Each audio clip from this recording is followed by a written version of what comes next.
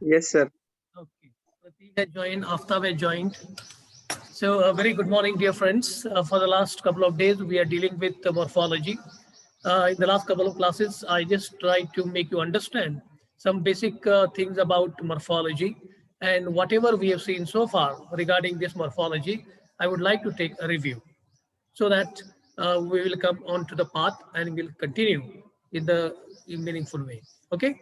Okay, we have understood that morphology is a systematic study of words.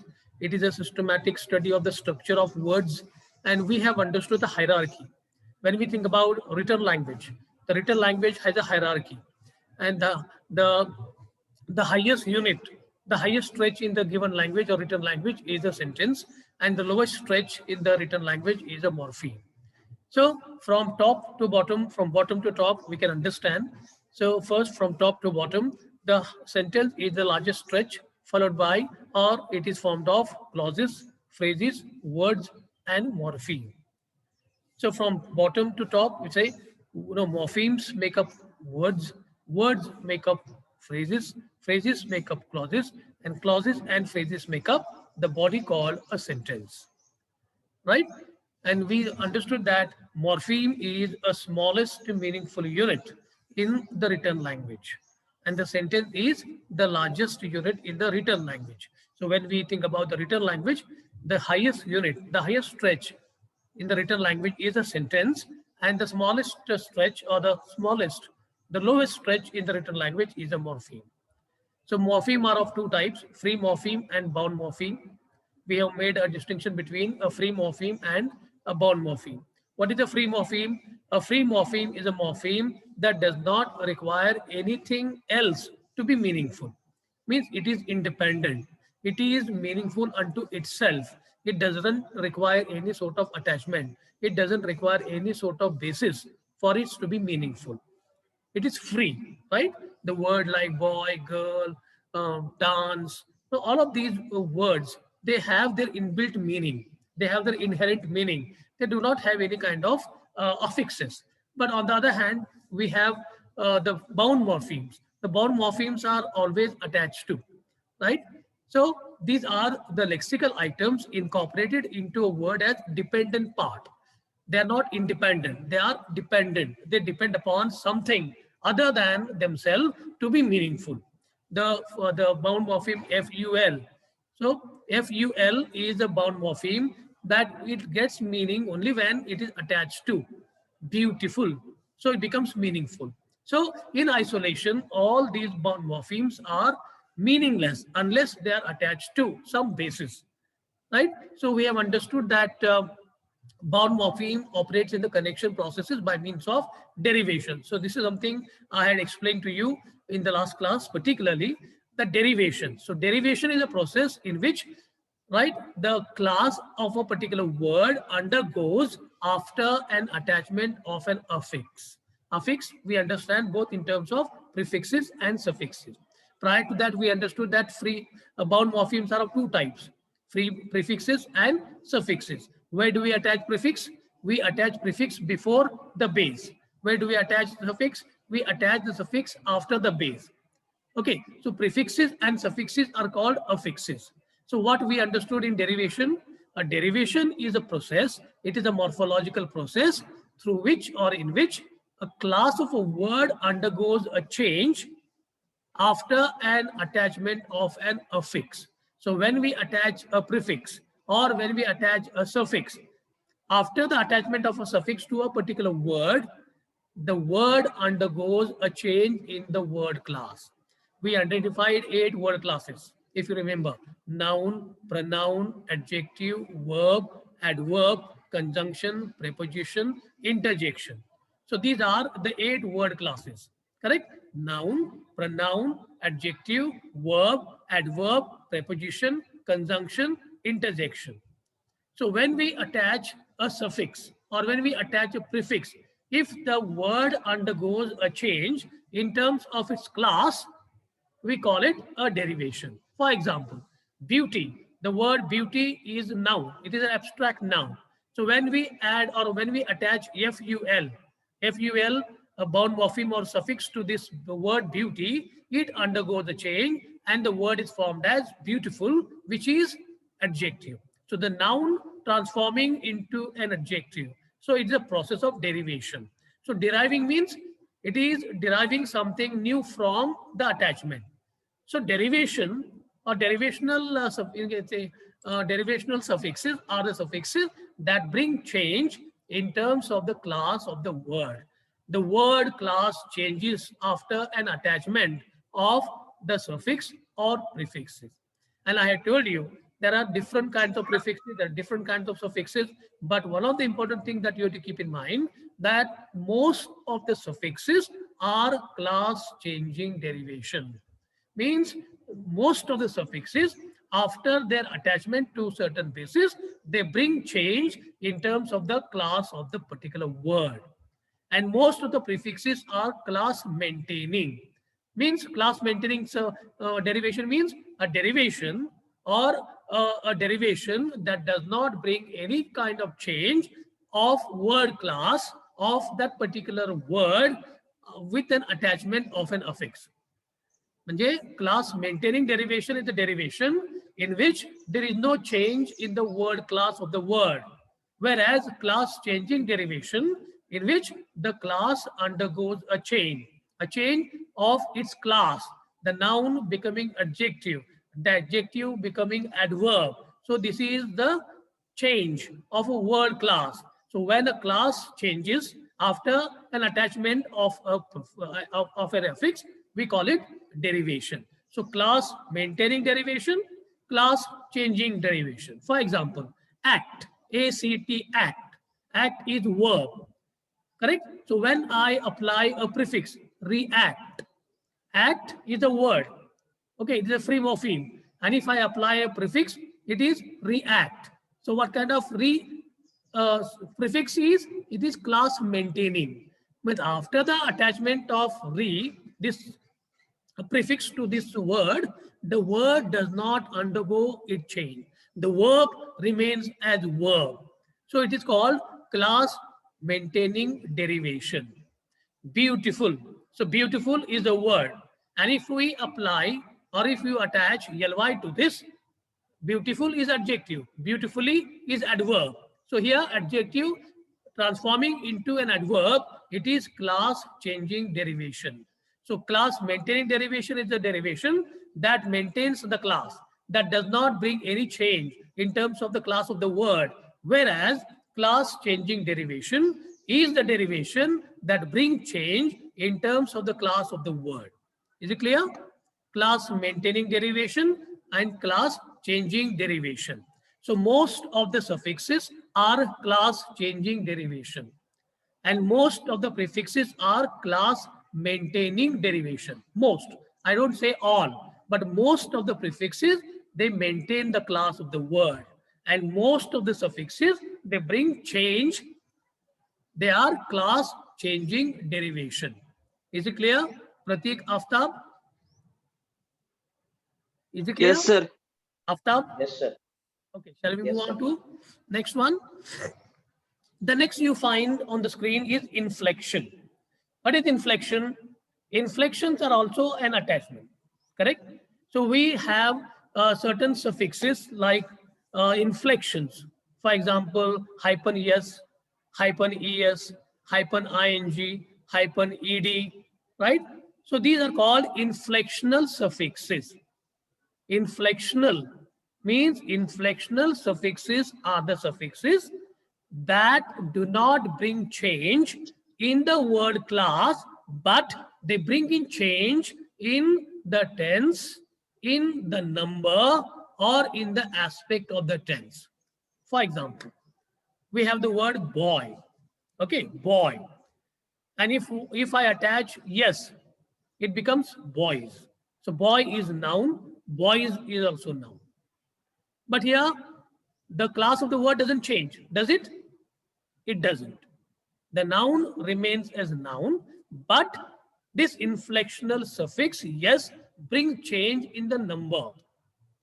How many numbers are there in the language? There are two numbers, singular, plural. Boy is singular, boys is plural. Girl is singular, girls plural. Correct? So when you apply inflectional suffixes like yes, hyphen es, hyphen ing, hyphen er, hyphen or, so such inflectional suffixes do not bring change in the word class, but they bring change in terms of the number. The number of that particular word changes. The singular becomes plural. Boy, boys. Girl, girls. Book, books. For next example, go. G-O, go. Go. And if I attach es to it, it becomes goes. Go, goes. Go is verb. Goes is also verb. But it brings change. It brings change in terms of the aspect of the tense. How many tenses are there? There are three tenses. What are they? The present tense, the past tense, and the future tense. How many aspects are there? There are four aspects. What are they? Simple aspect, continuous aspect, perfect continuous aspect. Correct? So there are three tenses you learned. You learned in the high schools. You learned in the 5th standard, 6th standard, 7th standard. You learned the aspects. एकूण 3 काळ, वर्तमान काळ, भूतकाळ आणि भविष्यकाळ. एकूण 4 aspects. What are these 4 aspects? These 4 aspects are simple aspect, continuous aspect, perfect continuous aspect. Correct? So we can conjugate these 4 aspects to these 3 tenses: present tense, past tense, and future tense. Simple present tense, present continuous tense, present perfect tense, present perfect continuous tense. This is called conjugation. म्हणजे वर्तमान काळामध्ये 4 aspects आहेत. साधा वर्तमान काळ, अपूर्ण वर्तमान काळ, पूर्ण वर्तमान काळ, पूर्ण अपूर्ण वर्तमान काळ. You see, simple present, present continuous, present perfect continuous. Likewise, past, simple past, past continuous, past perfect continuous. Likewise, future, simple future, future continuous, future perfect, and future perfect continuous. So go becomes goes. Where do we use go? Where do we use go? In connection with the first person singular and plural, the second person singular and plural. Correct? You say I go. You don't say I goes. You don't say we goes. You don't say you goes. You say I go, we go. Singular I, the first person singular. There are 3 persons. The first person, second person, third person. Pratham Purush, Dvitiya Purush, Tritiya Purush. The first person, second person, third person. There are 2 numbers, singular, plural. I, the first person singular, I. The first person plural, we, me, am he, me, am he. Second person singular, you, specifically you, Pratik, you, Aftab, you, KM, you, Pratik, Aftab, KM, you all, plural. So the second person singular is you, and second person plural, you all. The third person singular, he, she, it.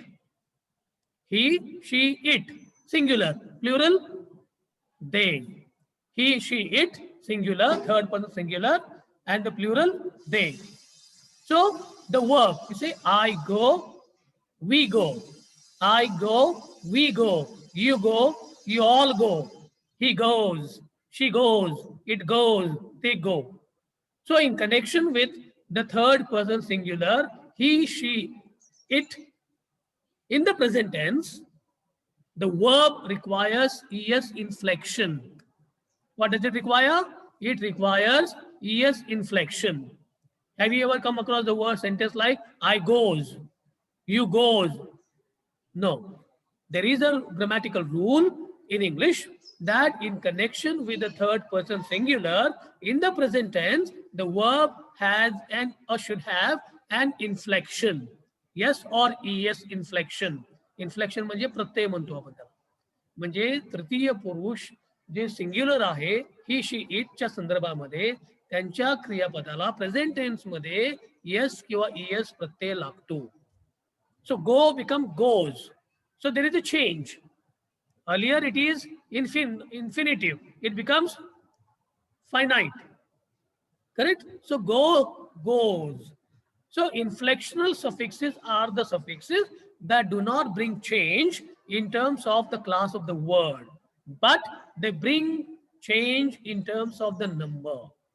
They bring change in terms of the aspect. They bring change in terms of the aspect as well as the tenses. And the third process is compounding. What is compounding?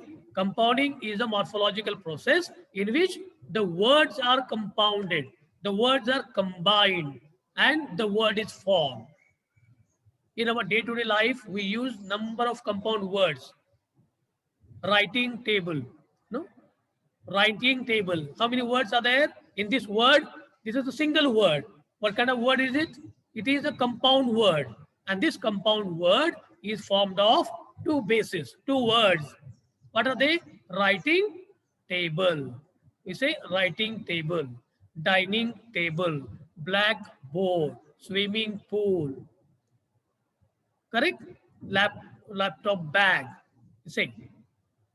So n number of words we use in our day-to-day life, they're called compound words. So compounding is a process in which the words are combined, the words are compounded, the words are amalgamated into forming a word is called compound word.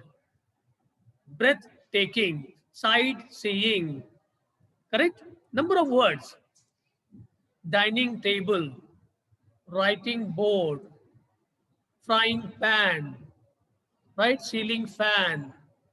Just think about, and you get so many different words we normally make use of in our day-to-day life. Correct? So these are certain processes that gets operated through the bound morpheme. So bound morphemes operates in the connection processes by means of derivation. What is derivation? Derivation is a process in which the word of the class of the word get changed after the attachment of an affix. When we attach an affix, maybe a prefix or a suffix that bring change in the word class. त्या शब्दांच्या जातीमध्ये फरक पडतो आणि जर त्या शब्दांच्या जातीमध्ये फरक पडत असेल after the attachment on a affix, it is called process of derivation. Second, inflection. What is inflection? Inflection is the process, morphological process that do not bring change in the word class of the word, but they bring change in terms of the number. They bring change in terms of the aspect. They bring change in terms of the tenses of that particular word. And finally, we understood as a compounding. A compounding is a process in which the word is formed by compounding of the words.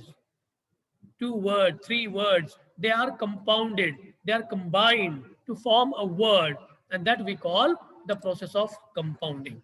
So these three important processes you need to understand regarding this bound morpheme. So bound morpheme or bound morphemes are always dependent. They do not have the meaning in isolation. They would become meaningful only when they are attached to some base. Correct? And there are different kinds of bound morpheme, prefixes, suffixes. Prefixes we attach before the base. Suffixes we attach after the base. There are two types of suffixes, class changing derivation, class maintaining derivation. What is class maintaining derivation? Class maintaining derivation is a derivation that maintains the class. Noun remaining noun after attachment. Adjective remaining adjective after attachment. They are called class maintaining. Class changing derivation. So class changing derivation is a derivation that changes the class of the word. When we attach any of the suffixes or prefixes that bring change in the class of the word. That's why they're called class changing derivation.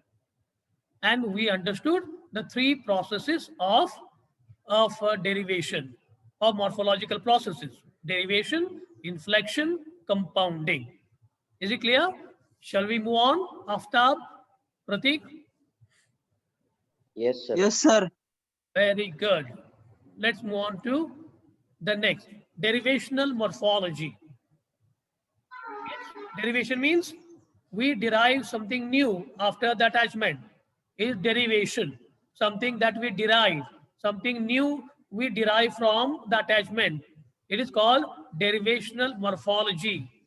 So derivation is concerned with the way morphemes are connected to existing lexical forms as affixes. Affixes we understand both in terms of prefixes and suffixes.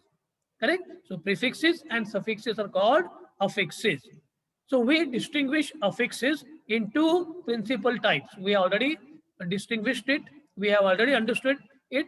But as a part of this game, as a part of this matter, as a part of this component, I'm sharing this slide to you. So we can distinguish affixes in two forms or two types, prefixes and suffixes. Where do we attach prefix?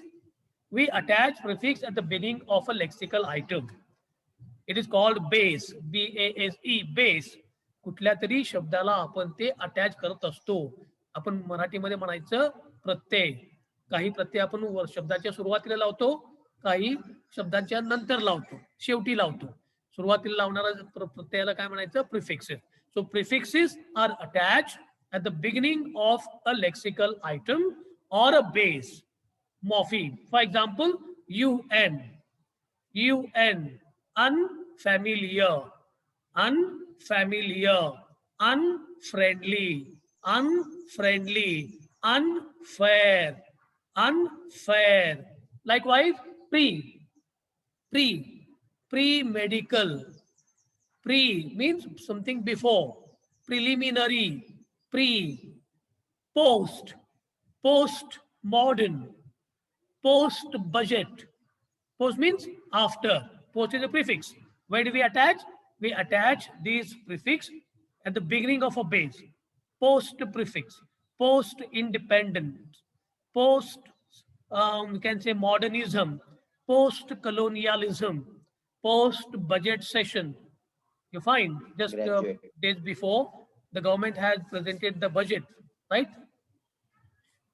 The union budget, and there are going to be some kind of fluctuation in the market, correct? So we call it, it is a post budget scenario, post budget market scenario.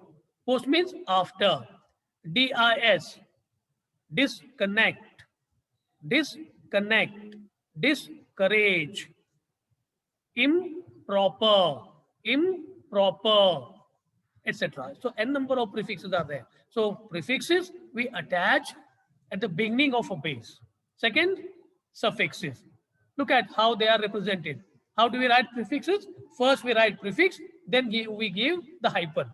Hyphen म्हणजे आडवी रेघ. Prefix पहिला लिहितो, त्यानंतर आडवी रेघ. ह्या पद्धतीने आपण प्रिफिक्स दर्शवायला पाहिजे. How do we represent suffixes?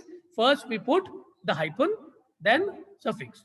पहिल्यांदा आडवी रेघ, त्यानंतर suffix. Look at, suffixes are attached at the end of a lexical item. For example, hyphen AGE, old age, old age, old age. आपण म्हणतो ना, म्हातारपण, old age. ING, walking, dancing, singing, drinking, smelling, observing, etc. FUL, beautiful, faithful, wonderful. Able, hyphen ABLE, commendable, no, commendable. NESS, ness, goodness, GOODNESS, goodness, badness, madness. Hood, HOOD, hood, sthiti, status, younghood, boyhood, childhood, LY. In the last class, I told you that LY is a suffix that makes us understand that it brings change in terms of the adverb to an adjective. So beautifully, wonderfully, LY. So prefixes are attached before the base, whereas suffixes are attached after the end of a lexical item. Examples of morphological derivation: a lexical item, a free morpheme. Free morpheme, a free morpheme is a morpheme that is independent, that does not require any of the attachment. It is meaningful unto itself. Like there are a number of words: boy, girl, sing, dance, rejoice. So all of these, lexical items, we call them free morpheme. Prefix and the bound morpheme prefix is dis. Dislike, dislike. So dis is bound, like is free. Correct? So dis is prefix, which is a bound morpheme, and like is a morpheme, but it is a free morpheme. Dislike. Lexical item like, peers, suffix able, hyphen able, likeable, likeable. Like is a free morpheme, able is a suffix. Unbelievable, unbelievable, unbelievable. You tell me how many morphemes are there? Aftab, unbelievable. Three morphemes. Three morphemes. What are they? Un. Correct. Like and able. No. You rightly said that there are three morphemes, but it is un. The second morpheme is believe, believe, and third morpheme is able, unbelievable, unbelievable. Correct? Of these Yes. three morphemes, which of the morphemes is free? Believe. Correct. Believe is a free morpheme. Look at the next word. Unlikableness. Here. Unlikableness. Unlikableness. How many morphemes are there? UN. UN. The first morpheme UN. Second morpheme like, like. Third morpheme able, neess. Able. Correct? So we have four morphemes in this word: unlikableness, un, like, able, neess. Able. Of these four morphemes, which of the morphemes is free? Like. Correct. Because it is independent. It is independent. So unlikableness. So unlikableness has four morphemes. UN, here UN, like, like, able, able, neess. So unlikableness has four morphemes. Okay. Third lexical item, like, simile, unlike, unlike, negative prefix, unlike is a morphology or lexical item that has a prefix un. Unlike, dissimile, unlike. Look at here, unlikeness, unlikeness. How many morphemes are there? Un, like, neess. Yes. Correct? Three morphemes. Three morphemes: un, like, neess. Double S. Likelihood. Look at this word. LikeLIHOOD. Likelihood. How many morphemes are there? Unlikelihood. Un, like, Li. un, like, like, LIHOOD. Double OD. Unlikelihood. Or Four likelihood. morphemes. In this word, we have 1, 2, 3, 4. Of these four morphemes, L-I-K-E is a free morpheme here.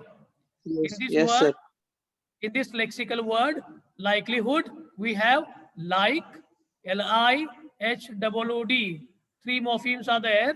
Out of these three morphemes, L-I-K-E is a free morpheme. Is it clear? Yes, sir. Yes. Look, derivational affixes. What is derivational affixes? Derivational affixes are the prefixes and suffixes that bring change in the word class of the word class of the base. Correct? They can cause semantic change. म्हणजे त्यांच्या शब्दांच्या अर्थामध्ये सुद्धा बदल होतो. तर असे कुठलेच affixes आहेत की जे लावल्यानंतर, जे प्रत्यय लावल्यानंतर शब्दांच्या क्लासमध्ये तर फरक पडतोच, परंतु शब्दांच्या अर्थामध्ये सुद्धा फरक पडतो. Prefix pre, P-R-E, pre means before. You say pre-examination. Correct? Pre-examination. Prior to examination. Before the examination. Pre-independence. Pre-independence. Before. Post means after. Post budget, post independence, post republic, post modernism, post romanticism, post realism, post so on and so forth. Next prefix we have un hyphen, un hyphen. It is the negative prefix. It is a negative prefix. Un hyphen means not. Unfair. Fair, F-A-I-R, fair, चांगला, fair, good. Correct?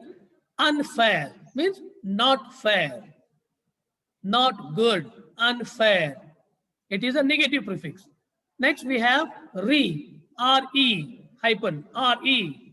Re means again, reconnect, connect, reconnect, arrange, rearrange, arrange, rearrange, connect, reconnect. Re means again. Next we have prefix fixed before. Fixed before. Unhappy. Unhappy means not happy. Un means a negative prefix. Un means not.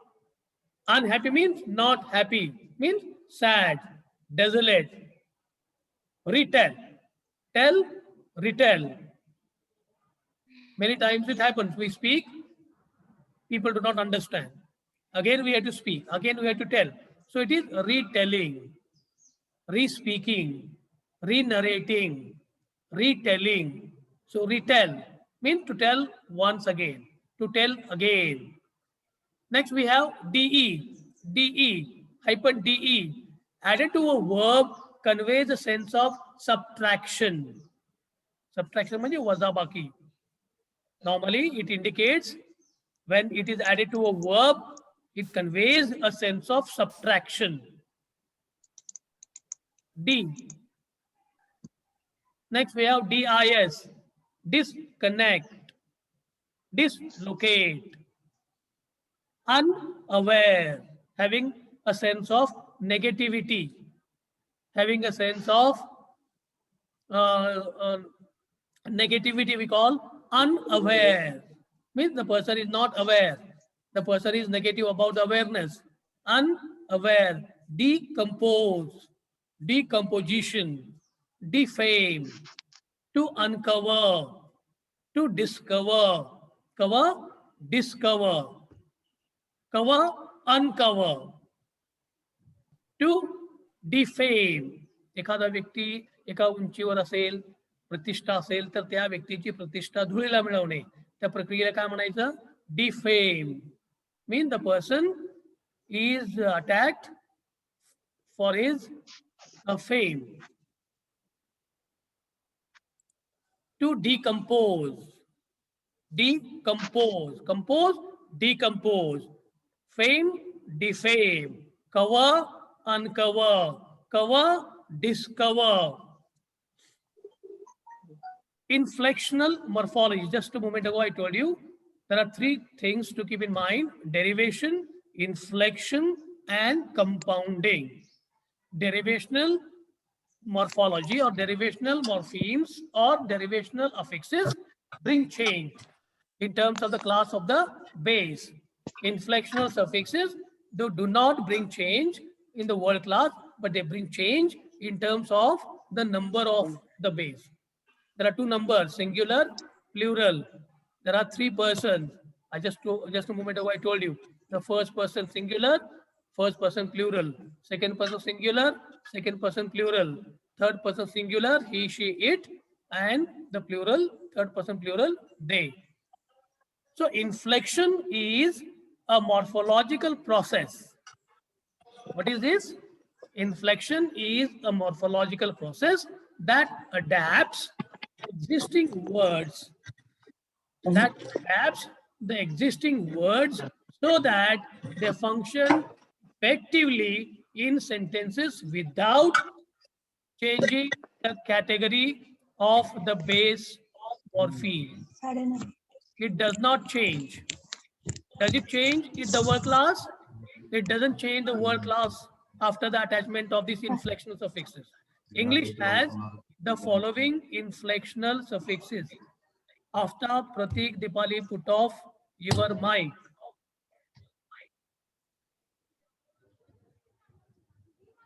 Yes, so inflectional suffixes are the morphological process which adapts existing words so that they function effectively in sentences without changing.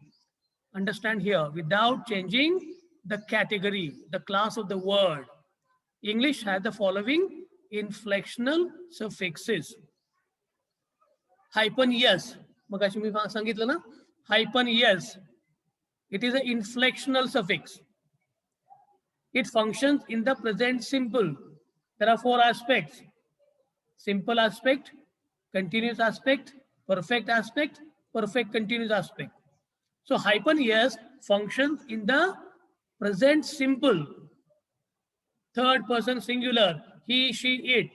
Say, he goes, he dances, she sings, he walks, it dances, it works. The third person singular, he, she, it. So in connection with the third person singular, in the present simple, the verb gets this inflection. Say, he works, he dances, she dances, he writes, he observes, she watches. Correct? Second, hyphen ed. Hyphen ed is also inflectional suffix. It functions in the simple past.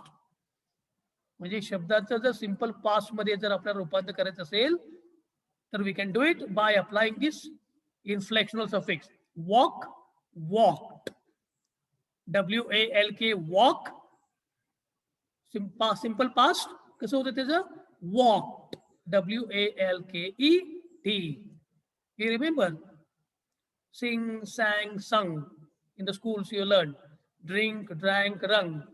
Right? Present tense, infinitive. Past tense, or perfect. It is sing, sang, sung. Do, did, done. Correct? Likewise, walk, walked, walked. It is not walked. It is not danced. It is danced. Walked. So, in the simple past, hyphen ed, it brings change in the past tense. It is a past tense marker. त्याला काय म्हणतात? ed is a past